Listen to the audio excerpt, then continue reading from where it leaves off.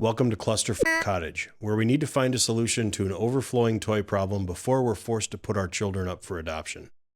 Today we're building a stuffed animal prison and helping Forky finally fulfill those BDSM fantasies he's too shy to talk about. For a more complex build, I would plan this out in something like SketchUp, but I have the whole design in my head, so I really just need to quickly draw it up caveman style to make my cut list.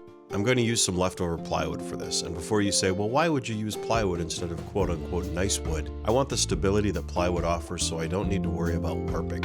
And honestly, this is going to be in the kids' playroom, so using a bunch of nice maple or walnut seems like a bit of a waste. I love this frame clamp for this because combining this with a really dialed-in table saw gives you absolutely perfect miters. I'm insetting the middle horizontal section and turning the verticals 45 degrees just to add some visual appeal and shear strength, while keeping the weight at a minimum.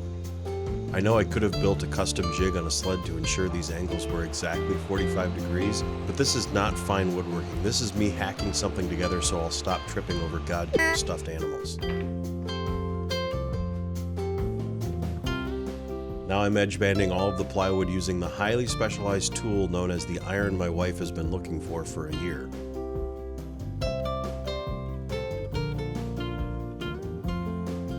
The most tedious part of edge banding or veneering is cleaning up the edges. It helps to have a crazy sharp chisel.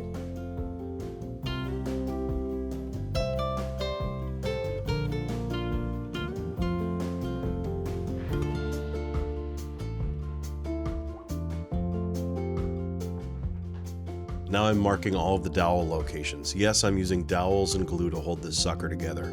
I know some people would use dominoes, but I don't feel like spending $1,000 on a Festool domino joiner because if you haven't caught on already, I'm not a professional woodworker. So the next day I came back and decided I wanted to edge band all of the plywood edges on the inside of the toy prison as well, just for looks. And I also changed what my plans were for the base. Now firing up the old dust collector and sanding everything. I'm just sanding to 120 grit at this stage. I'll do a final hand sand at 220 before applying finish. The only thing more boring than sanding is watching sanding, so don't worry, this clip is short. Cutting up some short dowels, and because I'm an idiot, I didn't set the camera up at a good angle to actually see it happen. And yes, it's wobbly because I didn't roll the bandsaw cart out of its corner for such a small task. Now gluing up everything, and I'm realizing I didn't fill the very exciting step of drilling the holes for the paracord. Sorry. If you want to see a video of a fat man drilling, I'd suggest Googling Ron Jeremy.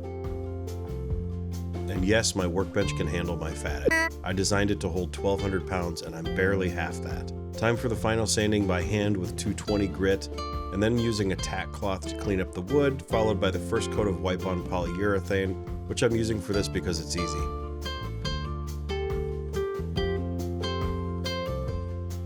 For the base, I'm adding some tiny casters I bought on Temu or however the f you say that name 6 months ago, with no specific plan for them. They're just so cute I just had to have them, and they were like $5 for all 4.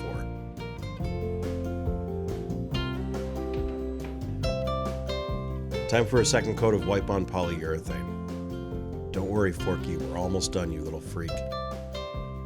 I tried a couple different methods for stringing the paracord, but I wanted to keep it simple.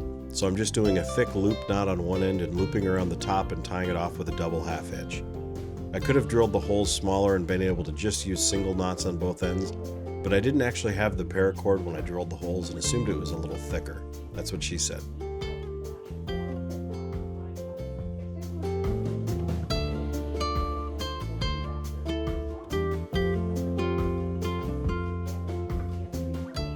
Look at that happy face. Forky's sexual fantasy playground is complete, and now we can get all the Stuffies off the floor and into their toy prison. I'm sure the organization will last for at least 2 or 3 days.